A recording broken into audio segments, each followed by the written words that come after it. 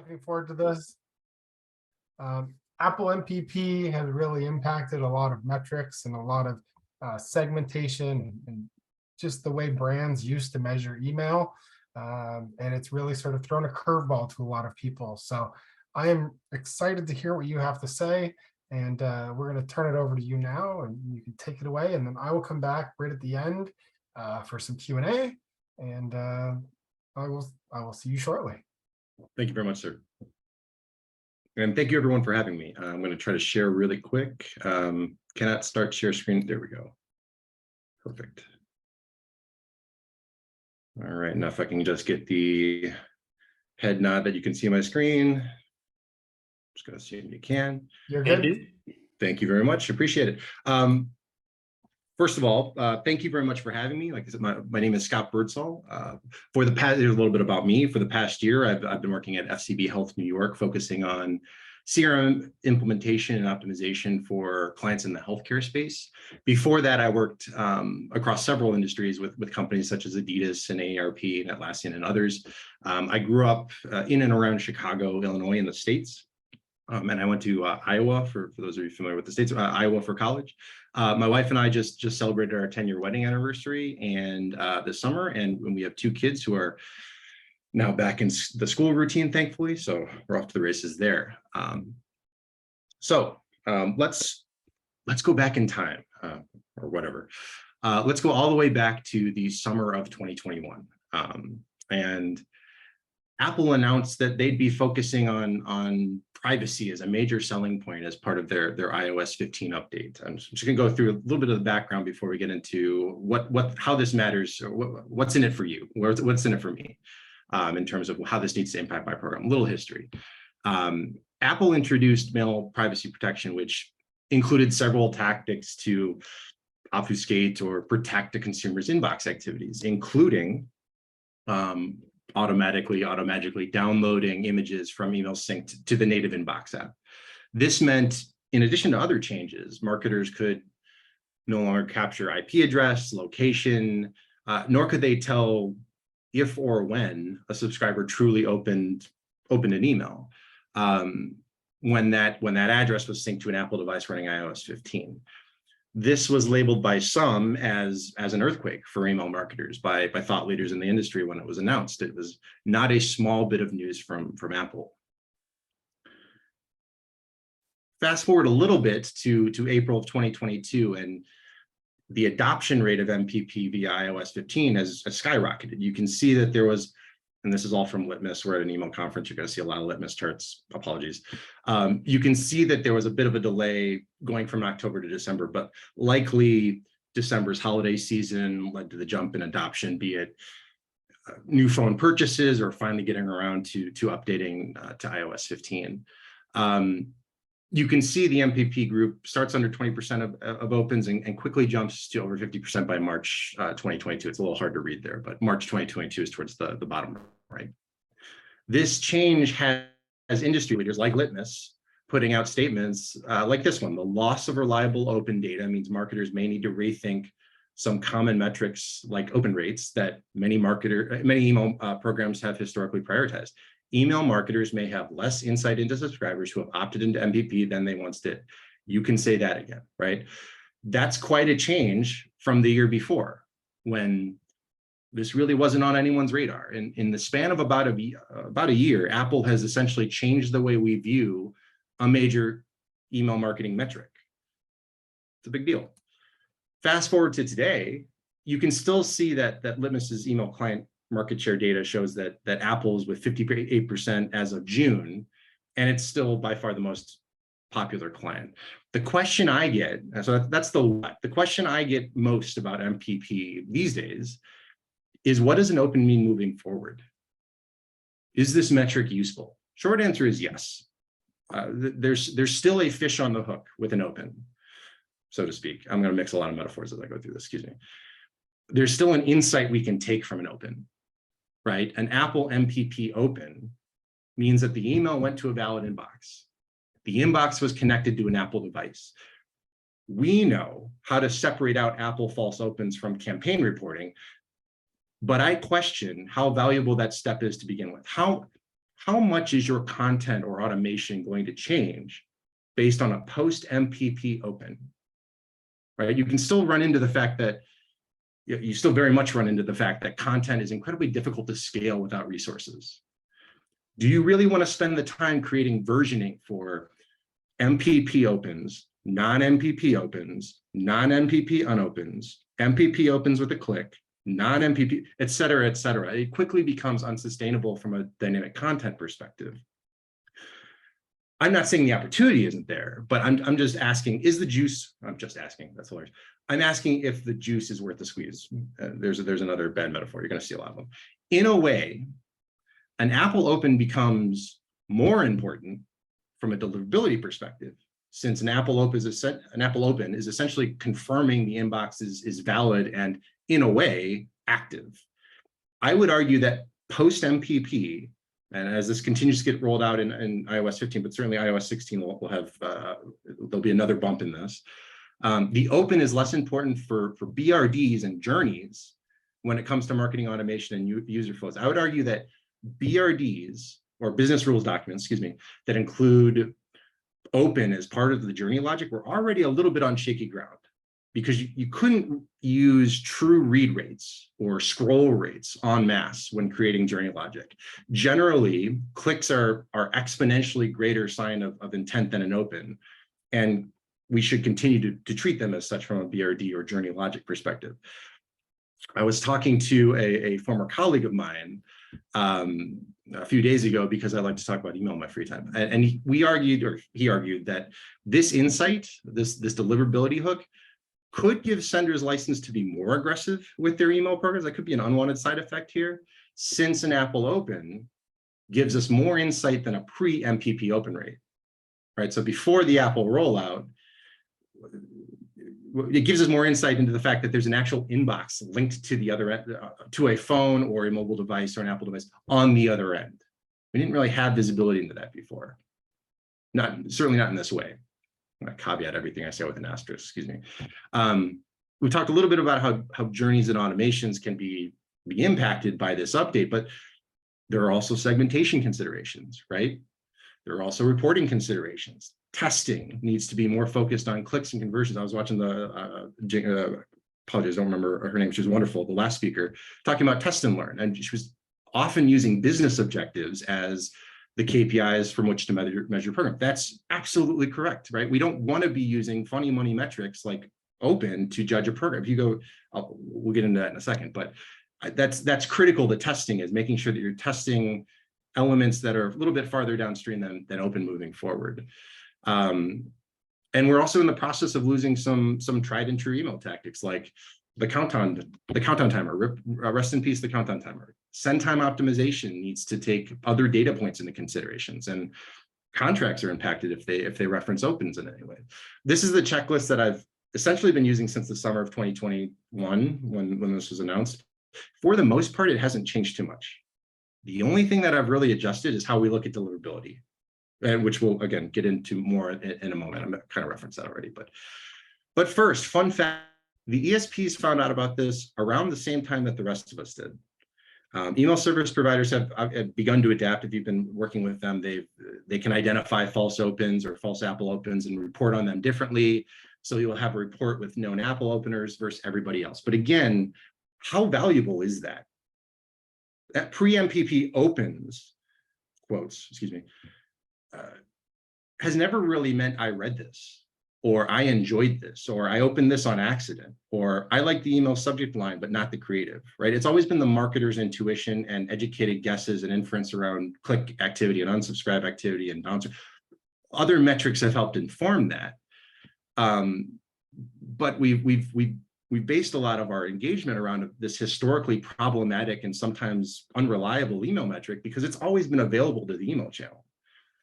But the Apple Open is still a sign of life. It's still a pulse, and that's important for deliverability. I mean, this is not a small change, but this is likely to continue with the death of third-party cookies. I think they punted that until 2023 now.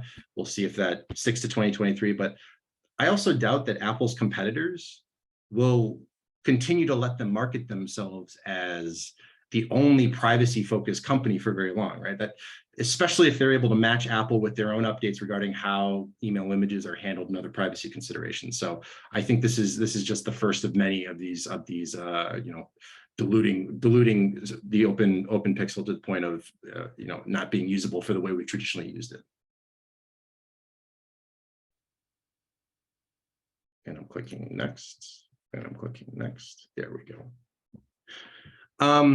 Al Iverson, if you don't know Al Iverson, he's got a blog, spam resource. It's wonderful. Definitely check it out. I think Al Iverson put it best when he wrote, you know what Apple didn't break?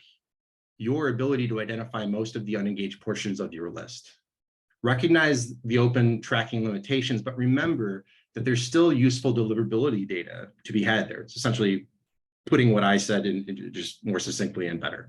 Again, Apple opens are now super helpful as an indicator of overall list health, identifying unengaged subscribers, something we've always wanted more insight into. If you think about it, delivered, quote unquote delivered, when you get a report back and it says delivered, that was always just the lack of an undelivered error code or the lack of a bounce code, hard or soft. There's a series of 500 or 400 codes. I can't remember exactly all of them, but they didn't give you one of those. So that's the delivered. Delivered didn't actually tell you if you made it into the inbox versus a bulk folder versus a spam folder. So in a way, these Apple Opens shine a light in a portion of that conversion funnel that hasn't really been available before. It's kind of cool. I don't know if cool is the way that most marketers would describe it, but understandable. So what? So what, Scott? Opens aren't as valuable for our regularly scheduled campaign reporting thanks to Apple. So what? So focus on the metrics that matter. Most of my recent conversations with clients regarding email analytics revolve around how to better report on the success of a campaign, how to tell a better story to the rest of the business. There are still plenty of ways to slice and dice your email data without opens. Obviously, some of these metrics require multiple data sources or a CDP or an omni-channel approach to messaging, but you get the idea, right? Focus on metrics like qualified visits %, where you're filtering out accidental visits or clicks by removing anyone who didn't stay on the site for more than a few seconds after clicking the email. Focus on goal completion rate, right? PDF downloads, webinar registrants, registering the PTO, so PTO signups, right? Focus on ROI of the channel, which historically hovers around 40 to 1. It's one of the most profitable channels that marketers have for at their disposal for the email channel. Focus on LTV to CAC, right? Lifetime value to customer acquisition cost. The ratio should be around 3 to 1 for a super healthy program.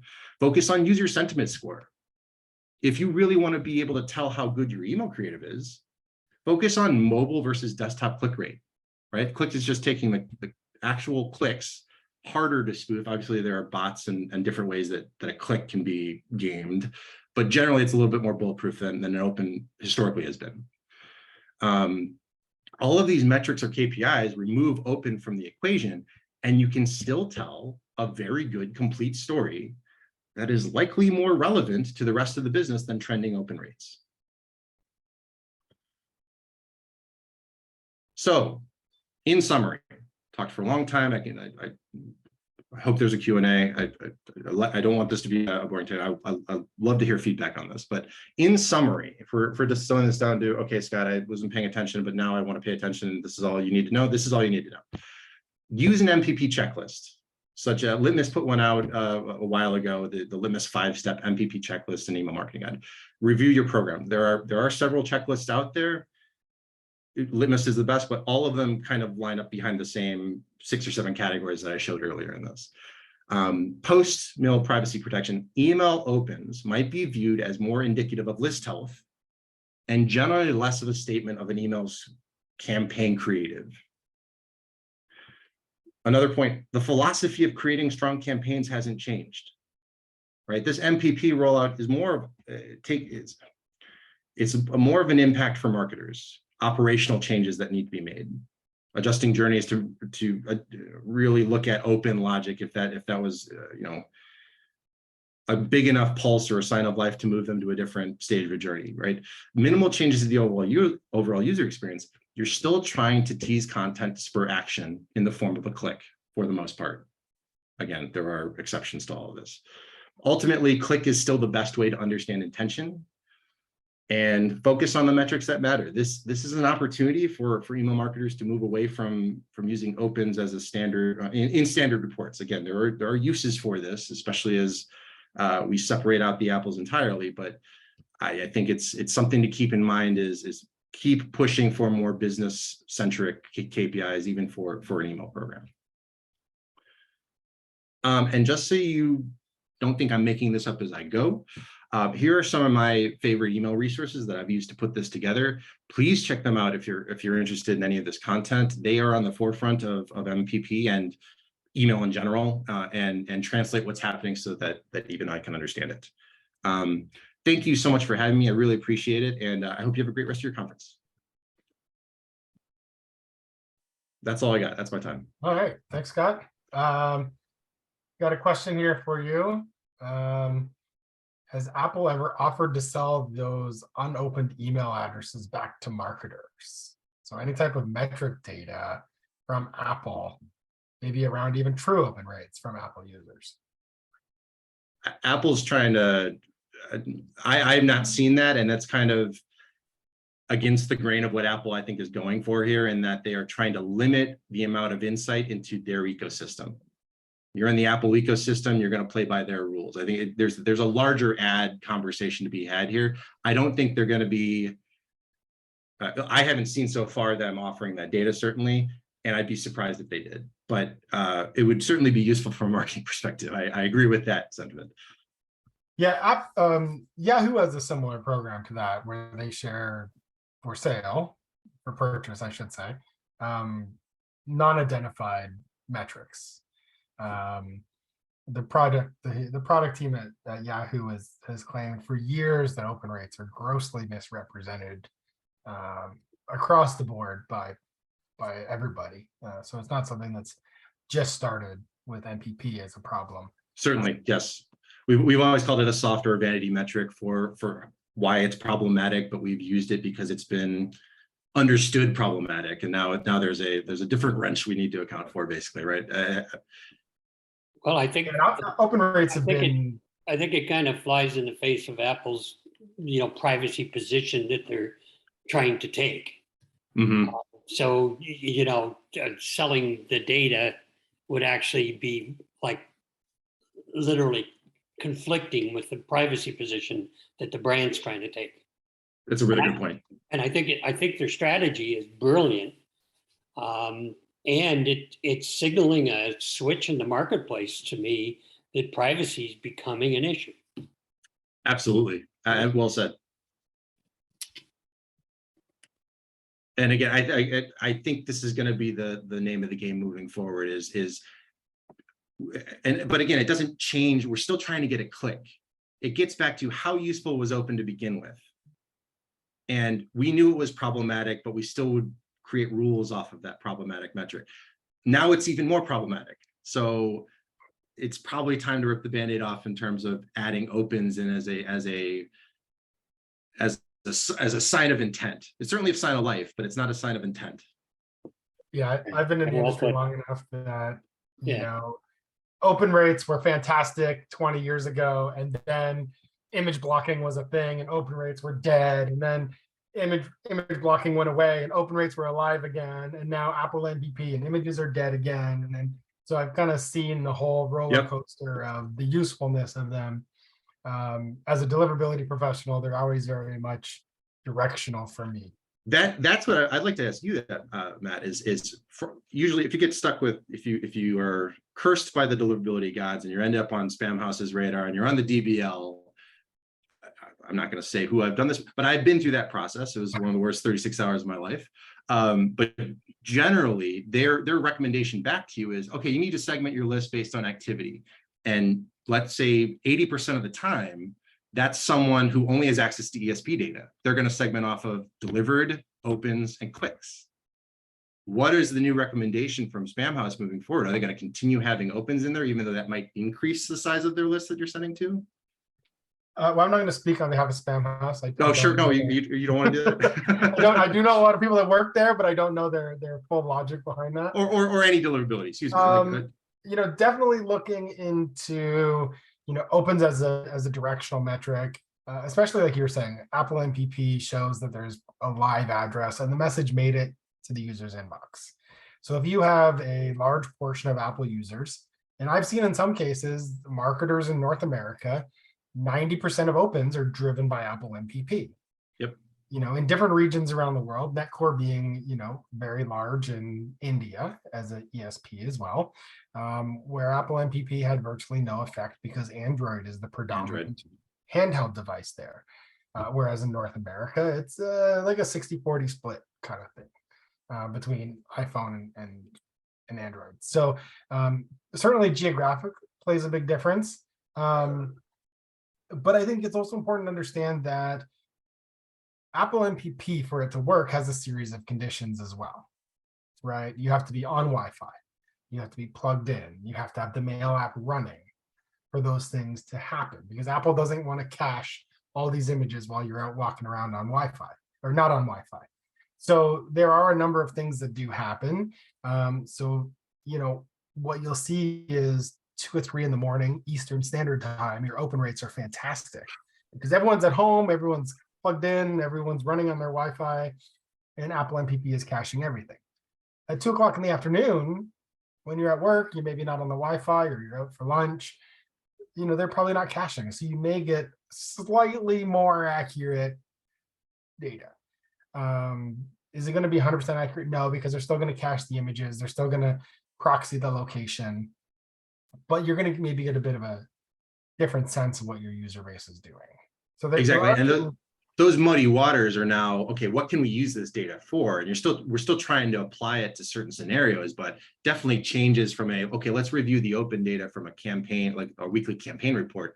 That becomes much less useful, I think, is what we're kind of going for here. It certainly does. And I think, right now it's Apple, Yahoo caches, Google caches. They don't necessarily cache everything, but it's not hard to think that they're going to follow suit and be like, well, Apple's done it to be privacy friendly, we have to do it. Yep. And then as soon as Google starts caching images, forget it. Forget it. If you're not caching your images, you're in the spam folder. That's what it's going to tell you. Exactly. So, there is the good and the bad. Images cached, high open rates, you're probably in the inbox. Low open rates, no images cached, you're probably not. Very directional that way. I don't think much of my other recommendations when it comes to fixing delivery issues change, right? It's focus on clickers, focus on your subscribers, look at your engagement. How long are you, looking at your engaged window? Yep. Is it 6 months, 3 months, 12 months? It certainly shouldn't be like 10 years. There are certainly lots of things that still fall in line. And, I know both Alex and Al that you referenced there, both incredibly smart people when it comes to these things. So, open rates are certainly less accurate than they were before, but they were never 100% accurate to begin with. So definitely focus on your hard metrics, like you mentioned. And I love that list that you showed of like the 12 other metrics you should be focusing on. I don't think enough people focus on their unsubscribe metric. And I thought that was a really interesting point earlier when Naomi was talking about their A/B split testing. Yeah. And, this failed because the unsubscribe rate was higher, right? Like that's a valid metric to come back and say, maybe we shouldn't be doing this. Or maybe this test failed because of the unexpected results. So I think there's a lot of things there that marketers should focus on and look at from the bigger picture. I've kind of gotten over when people say, I got a 50% open rate. It's like, great. That just means you have a huge Apple user base.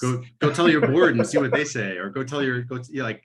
So I would say, talk to your ESP.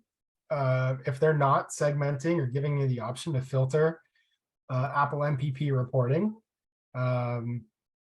in the data that they give you, to give you the accuracy, or at least moderate accuracy of, these are Apple users, so we're going to exclude them. These are not Apple users. Or look at the secondary open. Did secondary open happen on the desktop that did render the image?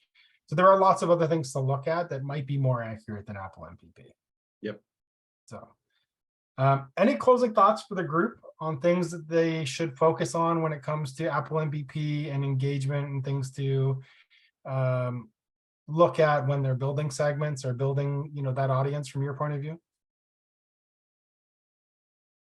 Not for me. Or was that for the audience? Excuse me. Sorry. No, it was for you. It was for you. No, just it focus on exactly what you said. I think you said it best, but focus on those hard metrics that are tried and true. That's a much more obvious sign of intent than even pre-MPP open was. Post-MPP, definitely go in that direction and adjust your business rules accordingly. Awesome. Thank you very much, Scott, for joining us today. I know you said you were in New York.